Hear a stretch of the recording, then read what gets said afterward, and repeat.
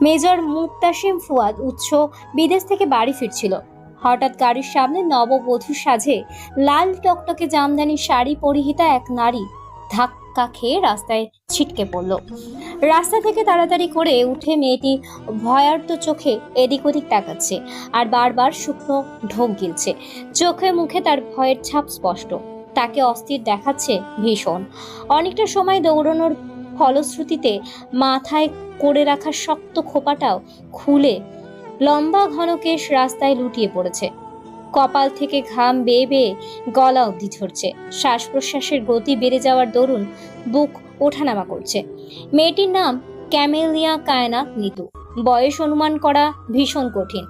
দেখে যতটুকু বোঝা যায় তার বয়স 21-22 হয়তো হবে, কিন্তু তার সঠিক বয়স কত হতে পারে তার ধারণা করা মুশকিল।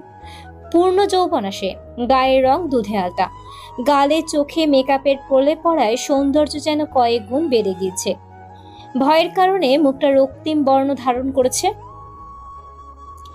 সে রাস্তায় পড়ে যাওয়ার সাথে সাথে গাড়ি থেকে দুজন ব্যক্তি সাথে সাথে নেমে এসে তার সামনের দিকটায় দাঁড়িয়েছে, সেটা সে খেয়ালই করেনি। মেজর মুক্তাসিম ফুয়াদ উৎস মাত্রই ছুটিতে বাসায় ফিরছিল। গতকাল নিজ বাসা থেকে তার সাথে যোগাযোগ করে জানানো হয়েছে তার মা ফরিনা বেগম রীতিমতো খুব বেশি অসুস্থ। মায়ের আরোগ্য লাভের কোনো খবর সারাদিন না পেয়ে বিকেলের ফ্লাইটে বাড়ির উদ্দেশ্যে রওনা দিয়েছিল সে। বহির্দেশীয় সেনাবাহিনীর সাথে 3 দিনের একটা আলোচনা সভার প্রয়োজনে দেশের বাহিরে যেতে হয়েছিল তাকে। এয়ারপোর্টে ল্যান্ড করার পর থেকে যতটুকু সময় বাড়ি পৌঁছতে প্রয়োজন তারও অধিক সময় লেগে গিয়েছে। সন্ধ্যার পরপর বাসায় পৌঁছে যাওয়ারও কথা। এয়ারপোর্ট থেকে গাড়ি পাঠানো হয়েছিল তার জন্য। মাঝপথে গাড়ি একবার খারাপ হয়ে যাওয়ায় মেকানিক ডেকে ঠিক করে মিনিট 15 হলো চলতে শুরু করেছিল। রাস্তায় একটা দুর্ঘটনাপ্রবণ এলাকা হওয়ায় ড্রাইভার ধীরে ধীরেই ড্রাইভ করছিল। মাঝে আরও একবার গাড়ি বিট্রে করায় থেমে যেতে হয়েছিল। গাড়ি পুনরায় চলতে শুরু করায় কিছুক্ষণের মধ্যেই আকস্মাৎ কাণ্ডটি ঘটে গেল। উৎস মাত্রই নিজের সিটে হেলান দিয়ে আরাম করে বসেছিল। হঠাৎ সামনে উপস্থিত হয়ে যাওয়া লাল শাড়ি পরিহিত নারীতে চোখ আটকে যায়। এই অসময়ে তার গাড়ির সামনে এরকম বিয়ের সাজে কোনো মেয়েকে আসতে হলো। শুনছেন, আপনার কোথাও লাগেনি তো? সামনের দিক থেকে অপরিচিত কণ্ঠস্বর পেতেই সেদিকে তাকালো নিতু। ফ্যালফ্যাল করে দেখতে থাকলো হাতের ডান দিকের পুরুষটিকে। সামনে দাঁড়ানো উঁচু লম্বা বিশালদেহী ব্যক্তিটি সাদা রঙের শার্ট পরিহিত, মৃদু ঘামে বুকের সাথে শার্ট লেপটে আছে। গলার দিকটায় দুটো বোতাম খোলা, হাতা কনুই অবধি ফোল্ড করে রাখা, হাতের সোনালী রঙের ক্যাসিও ঘড়ি, সুগভীর দুটো চোখে কালো ফ্রেমের পাওয়ার গ্লাস, দুগাল ভর্তি খোঁচা খোঁচা চাপদারি, দেখতে এক কথায় পরিপূর্ণ জেন্টলম্যান। নিতুর হঠাৎই মনে হলো এই মানুষটা তার চেনা, ভীষণ চেনা, বিশেষ করে মানুষটার কপালের কাঁটা দাগটা। নিতুকে বিচ্ছিন্ন চোখে এভাবে পর্যবেক্ষণ করতে দেখে উৎস আবারও শোধালো, আপনি ঠিক আছেন? কোথাও কি চোট পেয়েছেন? আমার গাড়িতে ফার্স্ট এইড বক্স রাখা আছে। সম্বিত ফিরে পেল নিতু। পুনরায় পিছের দিকে চেয়ে শুকনো ঢোক গিলে বলল, আমাকে প্লিজ বাঁচান, ওরা আমাকে মেরে ফেলবে। অস্থির হলো উৎস। 2 কদম এগিয়ে এসে ব্যস্ত গলায় শুধালো, কে আপনাকে মারতে চাইছে? আমাকে সবটা বলুন, আমি হয়তো আপনাকে সাহায্য করতে পারবো। মেজর মুক্তাসিম ফুয়াদ উৎসর পাশেই তার গাড়ির ড্রাইভার রতন মিয়া দাঁড়িয়ে আছে। সে একজন বিজ্ঞ লোক। তার বিজ্ঞ চেহারায় ফুটে উঠল অজানা এক আশঙ্কা।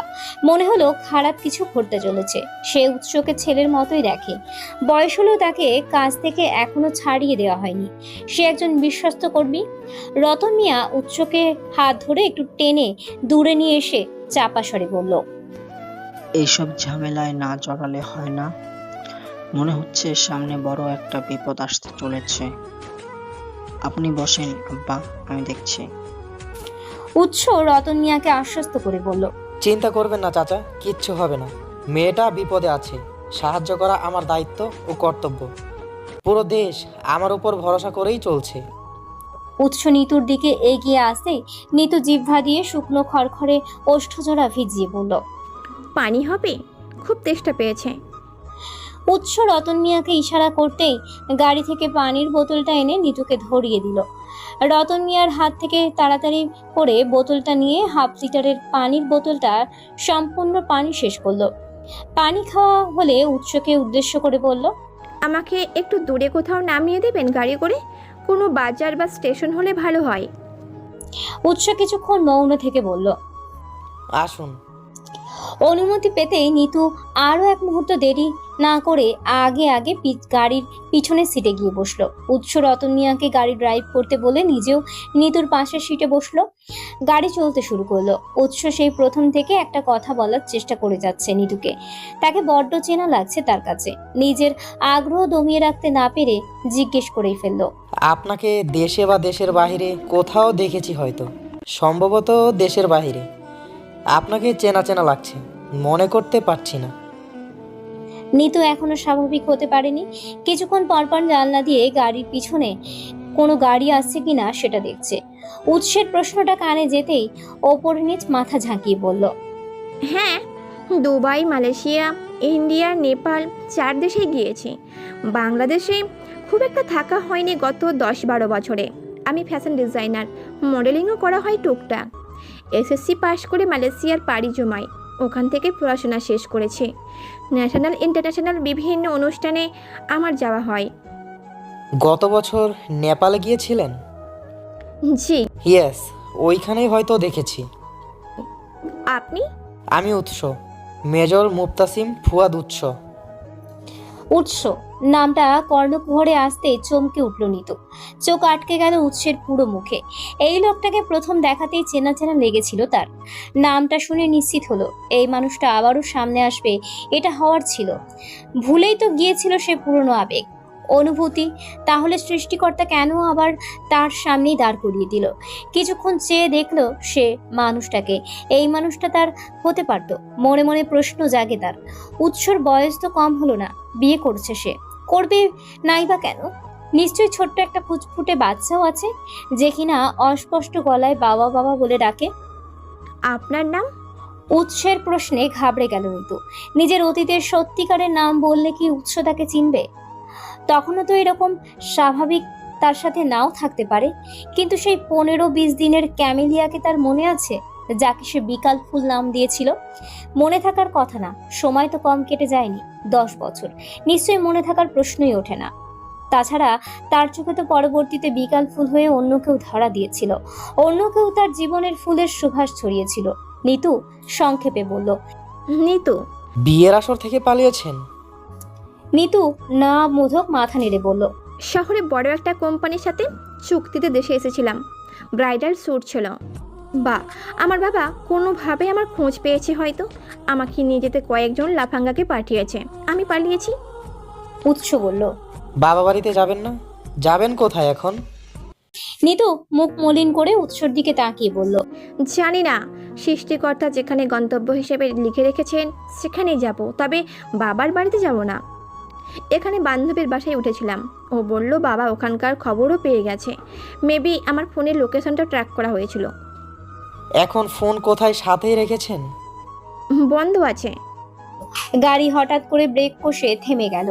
রতন মিয়া উৎসর দিকে দেখে ব্যস্ত গলায় বলল, আপনি বসেন আব্বা, আমি দেখছি। রতন মিয়া বেশ কিছু সময় ইঞ্জিন এটা ওটা চেক করলো। নিজে কোনো কিছু বুঝতে না পেরে উৎসর দিকে এগিয়ে এসে মৃদু গলায় বলল, আবার নষ্ট হয়ে গেছে, কাছে পিঠে মেকানিক আছে কিনা দেখতে হবে। বিরক্ত হলো উৎস, কড়া গলায় বলল, এমন গাড়ি নিয়ে বের হতে কে বলেছে আপনাকে? বাড়িতে নতুন গাড়ি পড়ে আছে, তবুও এই পুরনো গাড়ি নিয়েই টানাটানি কেন করতে হবে? যান গিয়ে দেখুন কোথায় মেকানিক আছে। রতন মিয়া কিছু না বলে গাড়ির ভেতর থেকে নিজের ফোনটা নিয়ে বেরিয়ে গেল। গ্রাম এলাকা, এখানে কোথায় গাড়ির মেকানিক পাওয়া যাবে কে জানে। উৎসর মেজাজ খারাপ দেখে বাইরে বের হওয়ার প্রস্তাব উপস্থাপন করলো নিতু। সে বলল, বাইরে ভালো হাওয়া বইছে, বাইরে গিয়ে দাঁড়ালে আপনার হয়তো ভালো লাগবে। উৎস ভ্রু শটান বিস্তৃত করে শুধালো, এখন ভয় লাগছে না আপনার? আমার ওপর আক্রমণ হলে আপনি বাঁচবেন আমি একটু নিশ্চিত। দুজনে বের হয়ে এলো গাড়ি থেকে। রাত 9টার মতো বেজে যাচ্ছে। জায়গাটা গ্রাম এলাকা হওয়ায় দূর দূরান্তে সেরকম মানুষ দেখা যাচ্ছে না, তবে রাস্তার পাশ দিয়েই বাড়িঘর, বাল্ব জ্বলছে, কথাবার্তার আওয়াজও সময় সময় পাওয়া যাচ্ছে। দুজনের গাড়িতে হেলান দিয়ে পাশাপাশি দাঁড়িয়ে আছে। হঠাৎ সেকেন্ডের কয়েকজনের জন্য ঝড়ো হাওয়া বয়ে গেল। বাতাসে যত ধুলো মাটি ছিল সব যেন ক্যামেলিয়ার চোখে প্রবেশ করলো। চোখ বন্ধ করে চিৎকার করতে থাকলো সে। উৎস নিতুকে শান্ত হতে বলল। শাড়ির আঁচল দিয়ে চোখ থেকে ময়লা বের করে ফেলুন। নিতু চিকন গলায় বলল। শাড়ির আঁচল তো খসখসে, ব্যথা লাগবে। আপনার কাছে রুমাল হবে? উৎস পকেট থেকে রুমাল বের করে নিতুর হাতে দিতে গিয়ে ভাবলো সে একা কিভাবে ময়লা বের করবে, তাই বলল। আমি বের করে দিচ্ছি, আপনি শুধু ফোনের ফ্ল্যাশ লাইটটা অন করে ধরে রাখুন। উৎস সযত্নে নিতুর চোখ থেকে ময়লা বের করে দিচ্ছিল। সামনের দিক থেকে কয়েকজন ছেলে হেঁটে আসছিল রাস্তার পাশ দিয়ে। তারা একত্রে ব্যঙ্গ করে বলে উঠল। এই হে হে, রাস্তায় দাঁড়িয়ে দুজন চুমু খাচ্ছে, ছি ছি, লজ্জা নেই এদের? তাদের গলা শুনতে পেয়ে রাস্তার অন্যত্র দিয়ে হেঁটে যাওয়া 2-3 জন রাস্তা পার হয়ে এপাশে এসে দাঁড়ালো। উৎস আর নিতু তখন স্থির হয়ে দাঁড়িয়ে আছে। দুজনই আশেপাশের মানুষের ব্যবহারে অবাক। একজন তো বলেই উঠল। রাস্তা কি ব্যবসাখানা মনে হয়? রাত দুপুরে চোমাচাটি করছেন? ঘর ভাড়া নিলেই তো পারেন, এইখানে তো আর কাপড় খুলতে পারবেন না, নাকি কুত্তার মতো স্বভাবও আছে? পাশ থেকে আর একজন বলে উঠল। বিয়ের আসর থেকে মেয়ে তুলে এনে এখানে ফষ্টি নষ্টি করছেন? মেয়ের পোশাক দেখে তো বউ বউ মনে হলেও আপনাকে দেখে তো বর বর মনে হচ্ছে না। অন্যদিক থেকে আরেকজন নিতুর প্রতি সহমর্মিতা দেখিয়ে বলল। মাইয়ার হয়তো দোষ নাই, এই লোকেরাই হয়তো জোর জাবস্তি করছে। চোখে পানি, সাথে গাড়ি আছে, পোশাকও বড় লোকেদের দেখে ভদ্র লোকেই মনে হয়, তাহলে ব্যবহার এমন কেন? নোংরামি বের করছি দাঁড়া। লোকটা আরেকজনকে ডেকে বলল। এই কাজী সাহেবকে ডেকে আনতো, নষ্টমি এখানে চলবে না। আর এই যে আপনি টাকা পয়সা যা আছে ফেলেন, না হলে দেখা যাবে মেয়েকে রেখে পালিয়ে যাবেন।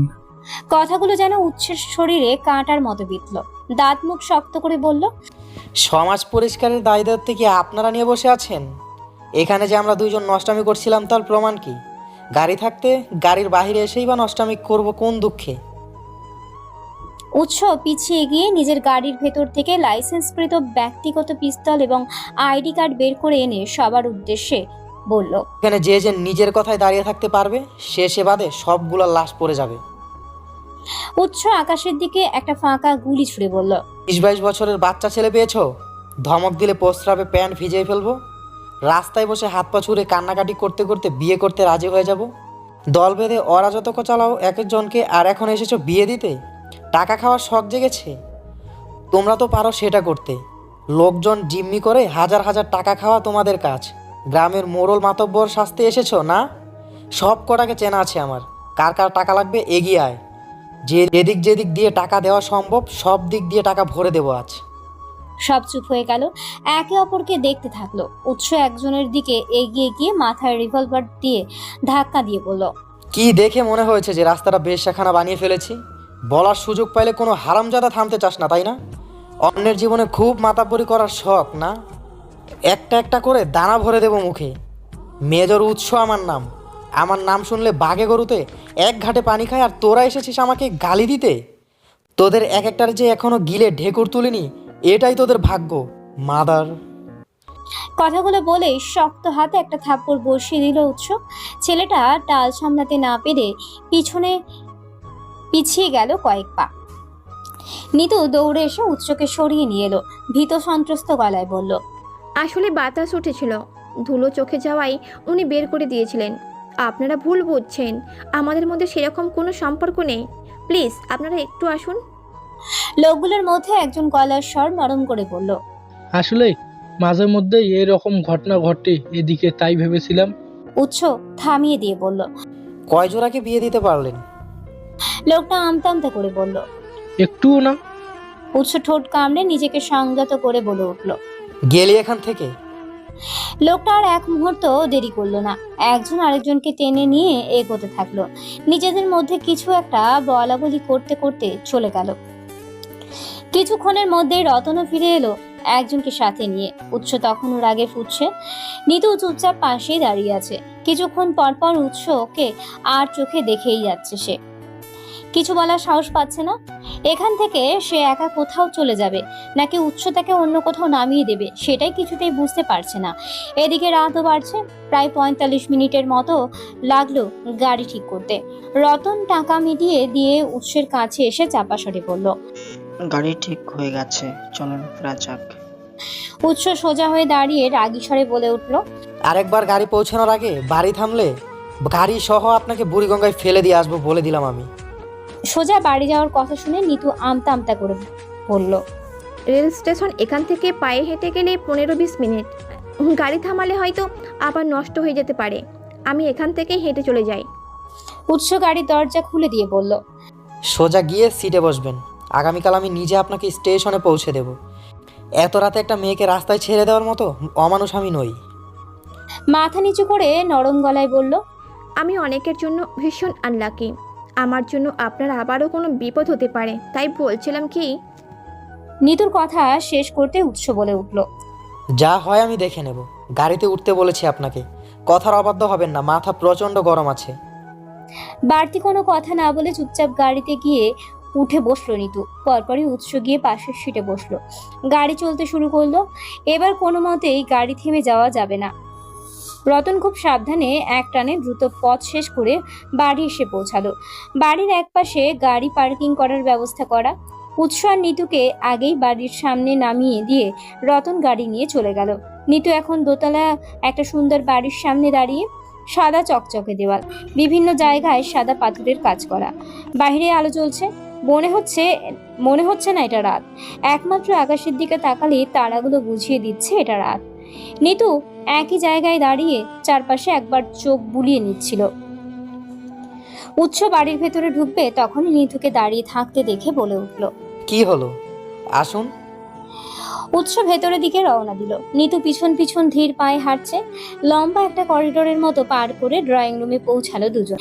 সোফায় আত্মীয় অনাত্মীয় বেশ কয়েকজনের দেখা মিলল। উৎসর বুকটা প্রথমে কেঁপে উঠল। মনে মনে ভাবলো আম্মা খুব বেশি অসুস্থ নয় তো। পরেক্ষণই তাদের বেশভূষা দেখে সন্দেহ হলো তার। কিছুতেই মনে হলো না যে তারা কেউ অসুস্থ কাউকে দেখতে এসেছে। এদের দেখলেই যে কেউ নিশ্চিত হবে এটা ভেবে যে তারা নিশ্চয়ই বিয়ে খেতে এসেছে। উৎসকে দেখে একজন উঠে দাঁড়ালো। হেসে উৎসর দিকে এগিয়ে এসে কিছু বলবে তখনই তার পিছন দিক থেকে নিতুকে দেখে মুখে থমথমে ভাব চলে এলো। ভাঙা ভাঙা শব্দে শুধু বলল, এটা কে উৎস? উৎস মায়ের রুমের দিকে যেতে যেতে বলল। সেসব পরে বলবো। আম্মা কই, শরীর কেমন? নিতু সেখানে এত মানুষের সামনে না দাঁড়িয়ে শাড়ি দুপাশে ধরে একটা উঁচু করে দৌড়ে উৎসের পিছু নিল। এবারের কিছুই সে বুঝতে পারছে না। উৎস ছাড়া এখানে পরিচিত মুখ আর একটাও নেই। উৎস মায়ের রুমের দরজায় নক করতেই কিছুক্ষণ পর একজন এসে দরজা খুলে দিল। উৎস আর নিতু পিছনে ড্রয়িং রুমের বসেছিল। তাদের মধ্যে প্রায় সবাই এসে দাঁড়িয়েছে। সবার চোখে মুখে বিস্ময়ের ছাপ স্পষ্ট। সবার মনেতে হয়তো একটাই প্রশ্ন, উৎসর সাথে মেয়েটাকে, গায়ে বেনারসি শাড়ি বা কেন? উৎস কি তবে বিয়ে করে বউ নিয়ে এলো? এটাও সম্ভব। দরজা খুলে দিল 18-20 বছর বয়সী একটা মেয়ে। পরনের লাল শাড়ি, দেহের প্রত্যেকটা অঙ্গে বিয়ের সাজ, দুহাত ভর্তি মেহেদি, পায়ে শব্দ করা নুপুর, মুখের প্রতিটা জায়গায় মেকআপের প্রলেপ, এমনকি মাথার বড় ওড়না। মাথা থেকে পা অবধি মেয়েটাকে দেখলো উৎস। ওদিকে মেয়েটা ছলছল চোখে উৎসর পাশে দাঁড়ানো নিতুকে দেখে যাচ্ছে। উৎস বিস্ময়ের সাথে বলে উঠল, হচ্ছেটা কি এই বাড়িতে সোহা? ফোনে বলা হলো আম্মা অসুস্থ। এখানে সবার পোশাক দেখে মনে হচ্ছে বাড়িতে বিয়ে লাগছে। কি হচ্ছে এখানে? ভেতর থেকে একটা 50 প্রৌঢ় নারী এগিয়ে এলো। নাম ফরিনা বেগম। বয়সের সাথে শারীরিক গড়নের তেমন কোনো মিল নেই। গায়ের রং ফর্সা, শরীরের উচ্চতাও বেশ চোখে লাগার মতোই, এবং চেহারা দেখে কিছুতেই মনে হবে না তার বয়স 50-এরও বেশি। তিনি এগিয়ে এসে সোহার পাশে দাঁড়িয়ে গেলেন। উৎসর দিকে তাকিয়ে বললেন, আপনার বয়স তো কম হচ্ছে না। আর কতদিন এভাবে? বিয়ের ব্যবস্থা করেছিলাম, এতক্ষণে সময় হলো আসার। উৎসর পাশে চোখ যেতেই আটকে উঠলেন ফরিনা বেগম। অচেনা একটা মেয়েকে বিয়ের সাজে ছেলের কাছাকাছি দাঁড়িয়ে থাকতে দেখে শক্ত গলায় শুধালেন, এ মেয়ে কে? সম্পর্ক কি তোমাদের? মেয়েটা বিয়ের সাজে কেন? কি হচ্ছে এখানে?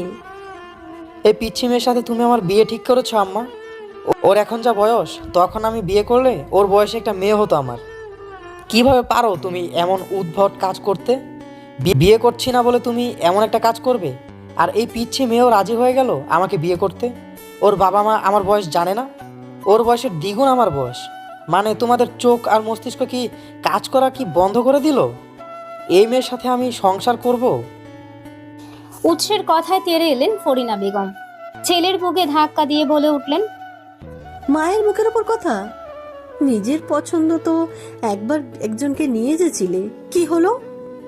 এবার তোমাকে আমার পছন্দে বিয়ে করতে হবে। বয়সে তাদের কোনো সমস্যা না থাকলে তোমার কেন হচ্ছে শুনি? আর এই মেয়েকে বিয়ের সাজে কেন? শেষের কথাটা নিতুর দিকে তাকিয়ে বললেন তিনি। নিতু সবগুলো কথা ছেড়ে একটা কথাতেই পড়ে রইল। কানে বাজতে লাগলো সে কথা। নিজের পছন্দে তো একবার একজনকে নিয়ে এসেছিলে, কি হলো? বুকের ভেতরটা মুচড়ে উঠল নিতু। উৎসের দিকে এক পলক চেয়ে রইল সে। তার মানে উৎস বিয়ে করেছিল, তাহলে এখন আবার বিয়ে কেন? আশেপাশে হয়তো কাউকে খুঁজলো সে, হয়তো কোনো এক পরিচিত মুখ যার সাথে উৎসর জীবন সাজিয়েছিল। কিন্তু সে কোথায়? কি হয়েছিল উৎসর সাথে? তার নিজের অবর্তমানে কি কি ঘটে গেছে? মাথা নিচু হয়ে এলো নিতু।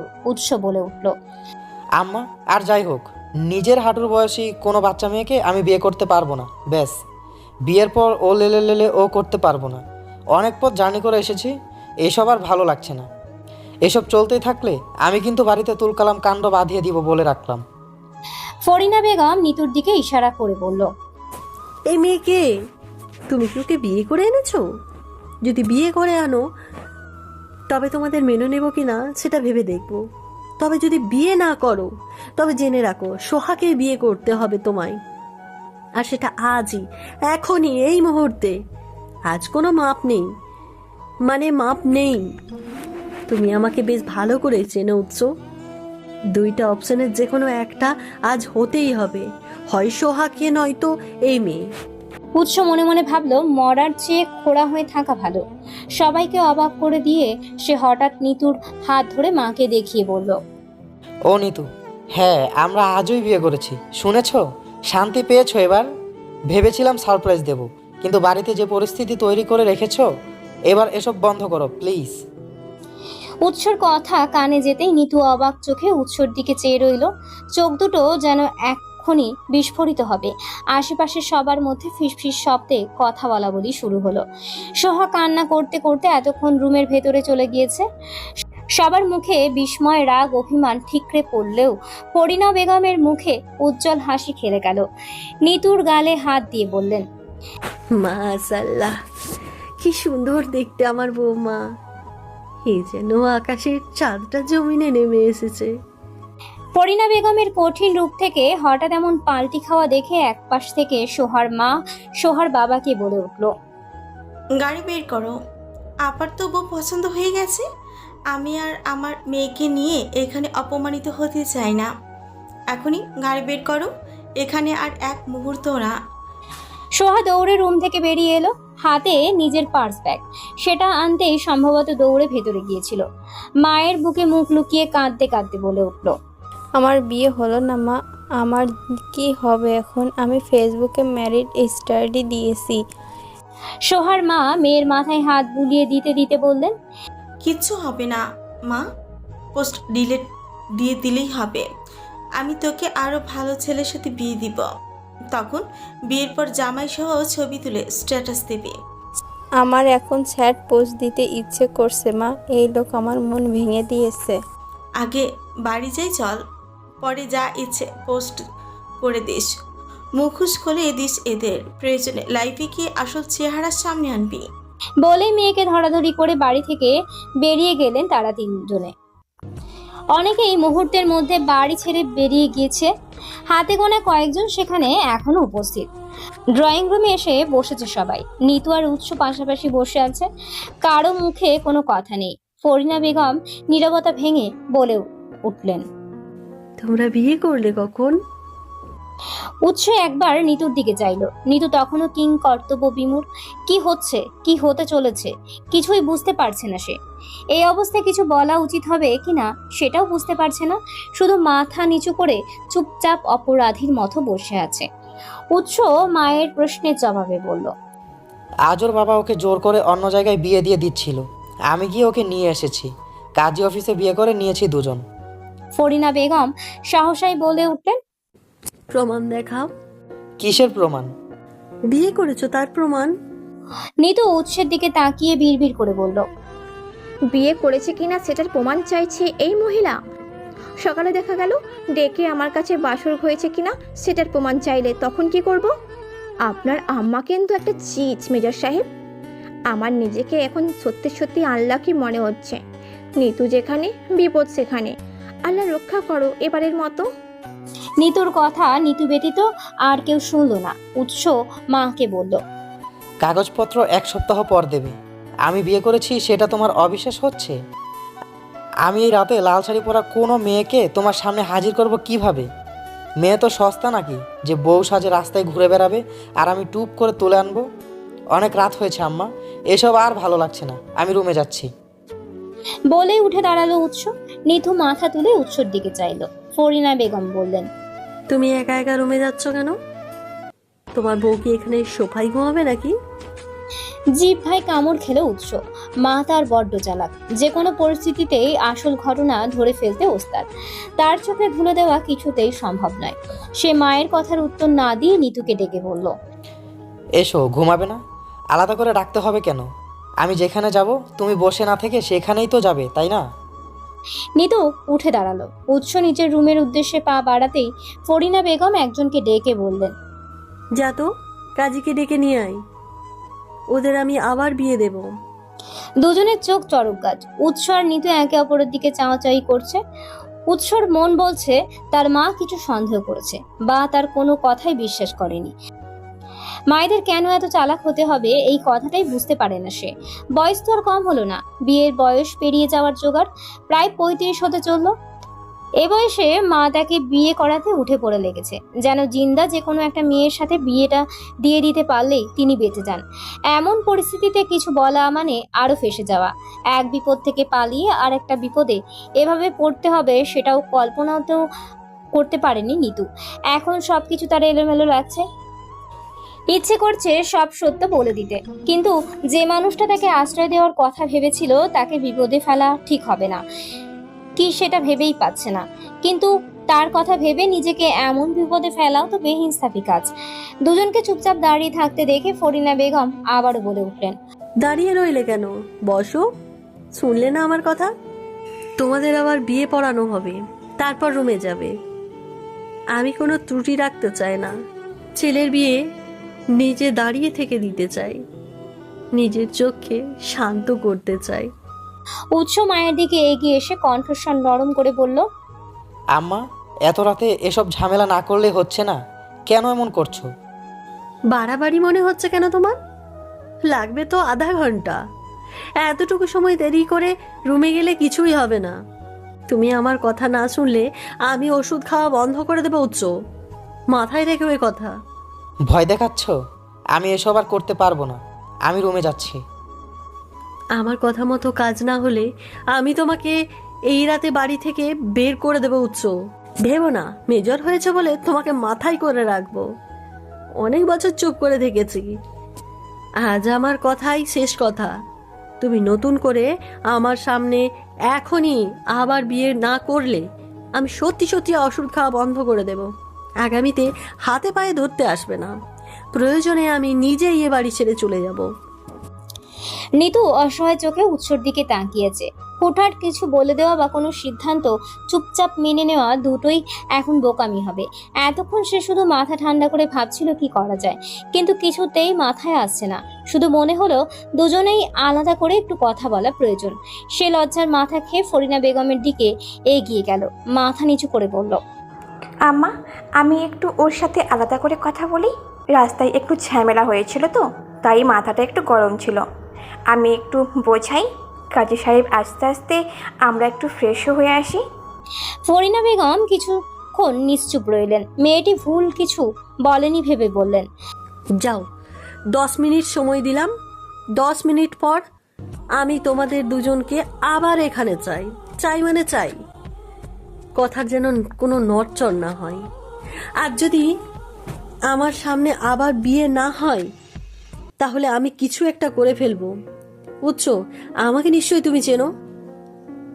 আমার কথায় যেন কোনো অন্যথা না হয় এবার।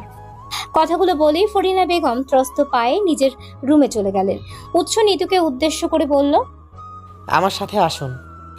নিতুকে নিজের রুমে নিয়ে গিয়ে দরজাটা আটকে দিল উৎস। উৎস রুমের লাইট অন করতেই নিতু রুমের চারপাশটা একবার চোখ বুলিয়ে নিল। উৎস একটা চেয়ার টেনে নিতুর দিকে এগিয়ে দিয়ে বলল, বসুন। নিতু বাধ্য মেয়ের মতো চেয়ারে গিয়ে বসলো। চেয়ারের ঠিক সামনেই খাট, সেখানে মাথা নিচু করে কিছুক্ষণ বসে রইল উৎস। নিতু কি বলবে বুঝতে পারছে না, সে শুধু উৎসকেই দেখে যাচ্ছে। কানে বারবার উৎসর প্রথম বিয়ের কথা বাজছে। আগ্রহ দমাতে না পেরে সে বলে উঠল, আপনার ডিভোর্স হয়েছে? মাথা তুলে সোজা হয়ে বসলো উৎস। একটা দীর্ঘশ্বাস বেরিয়ে এলো ভেতর থেকে। নিতুর দিক থেকে চোখ সরিয়ে নিয়ে বলল, হ্যাঁ, কতদিন আগে? প্রায় 5 বছর আগে আমার ঘর ভেঙেছে। তার জন্যই আপনার মা আপনার বিয়ের জন্য উঠে পড়ে লেগেছেন।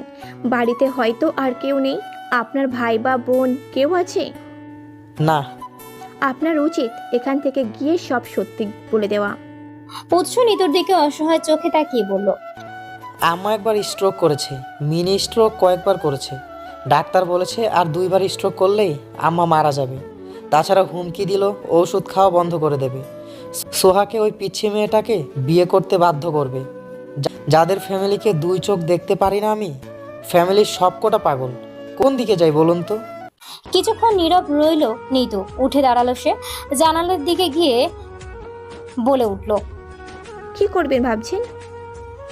উৎস উত্তরে বলল, বুঝতে পারছি না। আর যাই করি নিজের চেয়ে অর্ধেক বছর বয়সী মাথা মোটা মেয়েকে বিয়ে কিছুতেই করব না। আপনি তো আমার কথা বলছেন, ওই মেয়ের পর্ব তো ওখানে শেষ। আমাদের বিষয়ে কি ভাবছেন? জানি না। উঠে দাঁড়ালো উৎস, নিজেও জানালার দিকে এগিয়ে গিয়ে বলল, কথাটা আপনাকে এই মুহূর্তে বলা বোকামি, গাধার মতো কাজ, তবুও বলছি, বিয়ে করবেন আমাকে? 3টা মাস সময় দিন আমাকে। আমি 3 মাসের ছুটিতে এসেছি। এর মধ্যে আমাকে সব বুঝিয়ে বলবো, নয়তো প্রথম জনের মতো আপনিও চলে গেছেন বলে আম্মাকে জানাবো। বুকের ভেতরটা কেঁপে উঠল নিতুর। বিয়েটা তো অন্যভাবেও হতে পারতো, এইভাবে নাটকীয়তা কেন সবকিছু হতে হবে তার সাথে? তার জীবনে কেন নতুন নতুন নাটকের দেখা মিলে? বাহিরের দিকে থেকে চোখ সরিয়ে উৎসর দিকে তাকালো নিতু, বলল, অভিনয় করতে বলছেন, এক বিপদ থেকে বাঁচিয়ে আর একটা বিপদে ফেলছেন। এটা তো আরো ভয়ঙ্কর বিপদ। ভয়ঙ্কর বিপদ কেন বলছেন? আপনার তো আশ্রয় প্রয়োজন। তাছাড়া খুব সহজে তো দেশ ছেড়ে যেতেও পারবেন না। আপনি এখান থেকেই না হয় আস্তে ধীরে সব কিছু ব্যবস্থা করুন, আমি আপনাকে সাহায্য করব। নিতু কাঁপা কাঁপা গলায় বলল, মাকে ঠকাবেন? তাকে ভালো রাখতে তো আর কোনো উপায় দেখছি না। আমি আবারও কাউকে ভালোবাসতে চাই না, আর বিশ্বাসও করে হতাশ হতে চাই না। নিতু মাথা নিচু করে উৎসর থেকে নজর লুকিয়ে বলল, ভালোবাসা একদিন, এক দেখা বা একবার কণ্ঠ শুনেও হয়ে যায়। আমি যদি আপনাকে এই 3 মাসে কোনোভাবে ভালোবেসে ফেলি তাহলে আমার কি হবে? এই দায়ভার কি আপনি নেবেন? যদি আমার এই 3 মাসে আপনার সাথে সারা জীবন কাটানোর শখ জাগে তখন? কোনো জবাব শুনতে পেল না নিতু। মাথা তুলে চাইল উৎসর দিকে, চোখে চোখ পড়ল দুজনের। উৎস বলল, এরকম কিছুই হবে না নিতু। আমি আপনার থেকে দূরে থাকব। আমাদের সম্পর্ক বাহিরে আম্মার সামনে, মানুষের সামনে স্বাভাবিক হলেও অন্তরকালে আমরা এখন যেমন তেমনই থাকব। আমাদের বিয়ের চুক্তিটা শুধু 3 মাসের হবে, এরপর আপনি মুক্ত। নিতু উৎসর দিক থেকে চোখ সরিয়ে নিয়ে মৃদু গলায় বলল, একটা ঘরে নারী পুরুষের জীবনযাপন করার, একসাথে থাকার মানে বোঝেন মেজর সাহেব? উৎস হেসে বলল, মাসের পর মাস শুধু দেশের কথা ভেবে বেঁচে থাকতে হয়। এই হৃদয়ে দুর্বলতা খুব সহজে আসবে না, চিন্তা করবেন না। ভেবে বলছেন? 100%। আমার লজ্জা লাগছে এটা ভেবে যে আপনার একটা উপকার করে এত বড় একটা বিপদে ফেলতে হচ্ছে। নিতু মৃদু হেসে বলল, আপনার আম্মার জন্য আমি রাজি, তিনি ভালো থাকুক। কৃতজ্ঞতায় পরিপূর্ণ হলো উৎসর দু চোখ। মৃদু গলায় বলল, আমাদের নিজেদের সম্পর্কে আরও কিছু কথা বলে নেওয়া প্রয়োজন। আমার আম্মা খুব বুদ্ধিমতী মানুষ। নিতু উৎসকে আশ্বস্ত করে বলল। ভয় নেই, আমি সামনে নেব। এখন চলুন, আমাদের সময় শেষ। রুমে দুজনের আলাপ আলোচনা শেষ হতে বাহির থেকে তাদের ডাক পড়ল। উৎসের মনে এখনো দ্বিধা। নিজের মাকে বলা মিথ্যাটা সত্য করার জন্য কি একটা মেয়েকে এভাবে বিপদে ফেলা উচিত হবে? মন সায় দিল না উৎসের। একটা অচেনা অপরিচিত মেয়েকে সে সাহায্য করার জন্য এ বাড়িতে এনেছিল। তাকে নাটক সিনেমার মতো হুটহাট বিয়ে করে তো ফেলতে পারে না। জীবন যে বড্ড কঠিন। মনে মনে সিদ্ধান্ত নিল মেয়েটাকে এভাবে বিপদে ফেলবে না সে। মেয়েটা তার সাহায্যের প্রতিদান হিসেবে বিয়ের মতো সম্পর্কে রাজি হয়ে জীবনটা নষ্ট তো অন্তত করতে পারে না। বিয়ে জিনিসটা কোনো ছেলে খেলা নয়, এটা সারা জীবনের সম্পর্ক। উৎসের এখন নিজের ওপরই নিজের রাগ হচ্ছে। নিতুকে সে 3 মাসের জন্য বিয়ে করতে চায়, এমন একটা প্রস্তাব দিল কিভাবে? এমন একটা নিচু মন মানসিকতার পরিচয় সে এত সহজে দিল। বিপদে পড়লে কি মাথা এভাবেই কাজ করা বন্ধ করে দেয়? উৎস তো এমন মানুষ নয়, সে কখনো ভুল সিদ্ধান্ত নিতে পারে না। নিতু আর উৎস নিচে নেমে এলো। উৎসের বুক এখনো কাঁপছে। কিছুক্ষণ পর পর নিতুর মুখের দিকে দেখছে শুধু। নিতু বেশ স্বাভাবিক ভঙ্গিতে বসে আছে। ওদিকে উৎস হাঁসফাঁস করছে ভেতরে ভেতরে। দুজনকে পাশাপাশি বসানো হলো। এতটা সময় কেটে যাওয়ার পর নিতু মোটেও একবার পাশে বসে পুরুষটির দিকে তাকালো। মন হয়তো কোনো এক অজানা কারণে শান্ত হলো। মানুষটাকে নিজের ভাবতে ভালো লাগছে তার। কি অসম্ভব মায়া এই মানুষের কায়ায়। মনে মনে বলে উঠল, আপনি আমার কাছ থেকে এবার আর কিছুতেই ছাড়া পাচ্ছেন না মেজর সাহেব। গুণে গুণে প্রায় 11 বছর বিরহ সহ্য করেছি। সে যখন আপনার প্রাক্তন হয়ে গিয়েছে, সুতরাং আজীবনের জন্য বর্তমান শুধু আমিই হব। ফরিনা বেগম রুম থেকে বেরিয়ে আসতেই উৎসব উঠে দাঁড়ালো। নিস্তেজ গলায় বলল, তোমার সাথে আমার কিছু ব্যক্তিগত কথা আছে আম্মা। আমরা কি 5টা মিনিট একটু আলাদা করে কথা বলতে পারি? ফরিনা বেগম গম্ভীর মুখে বললেন। উৎস নিতুকে ওখানেই বসিয়ে রেখে মায়ের রুমে এসে বসেছে। মা এবং ছেলে পাশাপাশি বসে আছে। উৎস কিভাবে শুরু করবে বুঝতে পারছে না। বারবার শব্দেরা এলোমেলো হয়ে যাচ্ছে। নিজেকে যতটা সম্ভব ধাতস্থ করে বলল, আম্মা, আমি মিথ্যে কথা বলছি? তোমার জিতকে প্রাধান্য দিচ্ছ? তোমার অসুস্থতাকে ভয় পেয়ে আমি একটা মেয়েকে জীবন কিছুতেই নষ্ট করতে পারি না।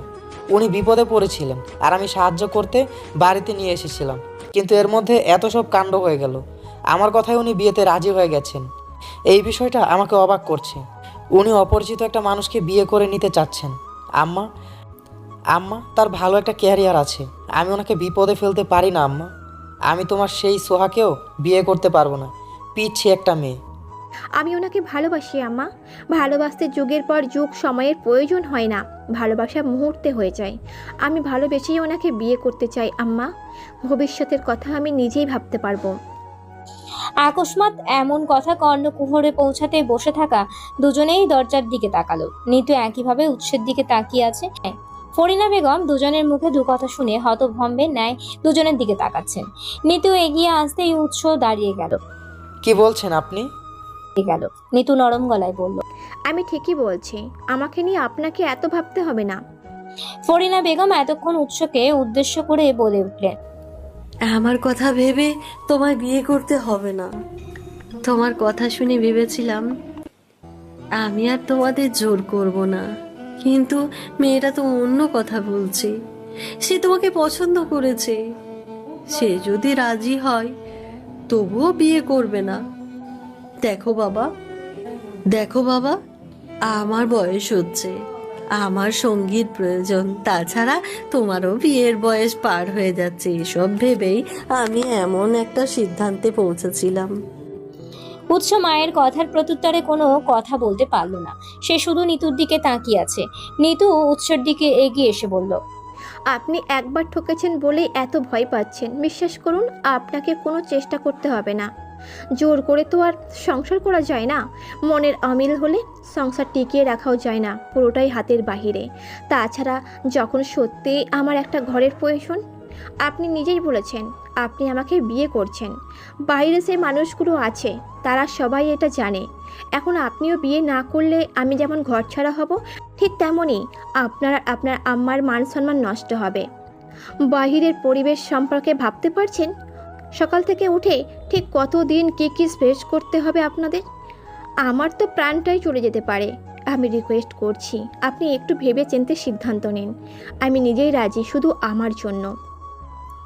উৎস অন্যদিকে ঘুরে বলল। বিয়ে কোনো ছেলে খেলা নয় নিতু। ফরিনা বেগম চকিতে বলে উঠলেন। মান সম্মান নিয়ে খেলা করা যায়? যথেষ্ট বয়স হয়েছে তোমার, এখন ভাবো কি করবে। বাহিরের মানুষের মুখ আঠা দিয়ে আটকাবে নাকি? রিভলভারের গুলি সেটা, তুমি জানো। নিতু ছলছল চোখে আর্জি জানালো। দয়াই করুন না হয় একটু। আপনি তো আমাকে চিনেন, পুরোপুরি জানেন হয়তো না, কিন্তু যথেষ্ট চিনেন। অপরিচিত নই আমি আপনার। বাহিরের যদি বিয়ে হয়ে যেত তাহলে তো অস্বীকার করতে পারতেন না। আমি জানি না আপনার প্রতি এত কম সময়ে দুর্বলতা কেন এসেছে। আশা করছি আপনি আমার চোখের দিকে তাকালেই বুঝতে পারবেন। নিতু কথা বলার সময় উৎস তার দিকে তাকিয়ে সব কথা শুনছিল। শেষ বাক্য বলাতেই চোখ সরিয়ে নিল সে। ফরিনা বেগম রুম থেকে বেরিয়ে যেতে উদ্যত হলেন। দুপা এগিয়ে বললেন, দুজন কথা বলে নাও আরো কিছু সময়। প্রায় 15 মিনিট পর দুজনে বেশ স্বাভাবিকভাবেই বেরিয়ে এলো। তাদের কাউকে দেখে বোঝার উপায় নেই কিছুক্ষণ আগেই ঠিক কি হয়েছে।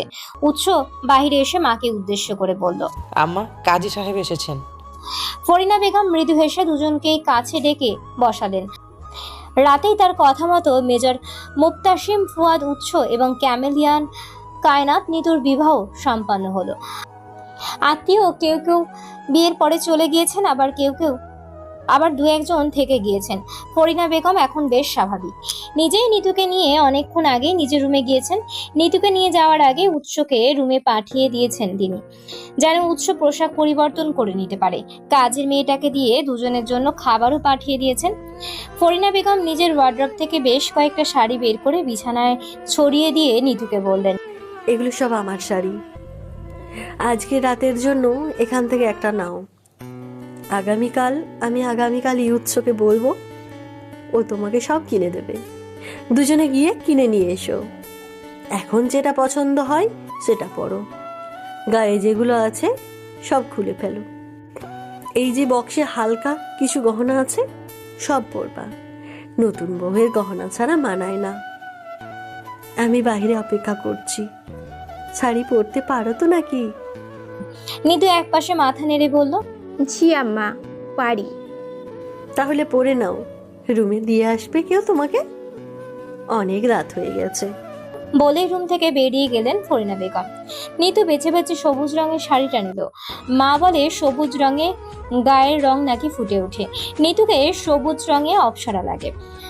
শাড়িটা গায়ের উপর নিয়ে আয়নার সামনে দাঁড়ালো নিতু। বিড়বিড় করে বলল, ভাগ্য আমাদের আবার এক করে দিল উৎস। শুধু এক নয়, আমি আজ থেকে আপনার বিবাহিত বউ। আমি বড্ড লোভী মেয়ে। সংসারে লোভ শিরায় শিরায় ছড়িয়ে আছে। এই সংসারে আপনার মা, এমনকি আপনি সব আমার হবেন। বাইরে যেটা চলবে আপনার সাথে ঘরেও সেটাই চলবে। আমি আমাদের কিছুক্ষণ আগে হওয়া কথাবার্তাগুলো সব ভুলে গেলাম। আমার নাম যশ। আমার নাম খ্যাতি যশ চাই না। এবার আমার আপনাকে চাই উৎস। পুরনো ভালোবাসার সামনে এসে দাঁড়ালো আমার কেন? ফিরিয়ে দেওয়ার সাধ্য কারোই নেই। 3 মাসের সংসার সম্পর্ক কিছুই ভাঙবে না। আপনি নতুন করে প্রেমে পড়বেন, ভালোবাসবেন আমায়। আপনার আম্মাকে ভালো রাখার পরিবর্তে আপনাকে আমি চাইতেই পারি মিস্টার মেজর মুক্তাসিম ফুয়াদ উৎস। পোশাক পরিবর্তন করে শাশুড়ির সাথে টুকটাক কথা বলে নিতু যখন উৎসর রুমের দরজায় নক করলো তখন ঘড়িতে রাত 1টা। সমস্ত শহরের মানুষ হয়তো ঘুমিয়ে গিয়েছে। জেগে আছে শহরের সেই প্রেমিক প্রেমিকা বা প্রেমে উন্মত্ত যুগল। নিতু দরজায় ঠকঠক আওয়াজ করলো। মিনিটের মাথায় উৎস এসে দরজা খুলে দিল। অ্যাশ কালারের টি শার্ট আর কালো রঙের ট্রাউজার প্যান্ট পরা সে। উচ্চতা এত বেশি যে নিতুর নিজেকে বাচ্চা বাচ্চা লাগছে। উৎসর সামনে দাঁড়ানো সবুজ রঙের শাড়ি পরিহিতা নারীকে দেখছে। হালকা সাজে, হালকা গহনা, গাঢ় সবুজ রং নিতুর গায়ের ফর্সা রঙকে আরো উজ্জ্বল করেছে। উৎস নিতুর মুখের দিকে তাকিয়ে বলল, আবার সেজেছেন? নিতু মাথা নিচু করে বলল, আমার জোর করে সাজিয়ে দিয়েছে। এই যে ওনার শাড়িটা পরিয়ে দিল। আম্মা পাগল হয়েছে, ভেতরে আসুন। নিতু ভেতরে আস্তে আস্তে বলল, আম্মা তো আর জানে না আপনার মনের মধ্যে কি চলছে। আপনি তো জানেন। আমি সাজাতে নিষেধ করলে উনি বুঝে যেতেন না। বুঝেছি, এখন বলুন কোথায় ঘুমাবেন? কোথায় ঘুমাবো মানে? বিছানায় নাকি সোফায়? আমি সবাই ঘুমাতে পারি না।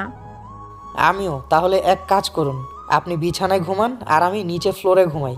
নিতু খাট পর্যবেক্ষণ করে বলল। খাট অনেক বড়। আমি এই প্রান্তে আর আপনি ওই প্রান্তে ঘুমালে মাঝে আর 3 জনের জায়গা থাকবে। আপনি খাটে ঘুমালে আমার কোনো অসুবিধা হবে না। সবই যেহেতু সিনেমাটিক হচ্ছে, বিছানায় ঘুমানোটাও হোক। উৎস গলা খাঁকারি দিয়ে বলে উঠল। আপনার ঘুমানো ভালো? নিতু ভ্রু কুচকে বলল। ভালো না মানে? ঘুমের মধ্যে কাউকে জড়িয়ে ধরা বা চুমু খাওয়ার অভ্যাস আমার নেই, বা কারো কথায় লাথি দেওয়ার অভ্যাসও নেই। নিন ঘুমিয়ে পড়ুন। আপনার মান সম্মানের আঘাত করব না, নিশ্চিন্তে ঘুমান।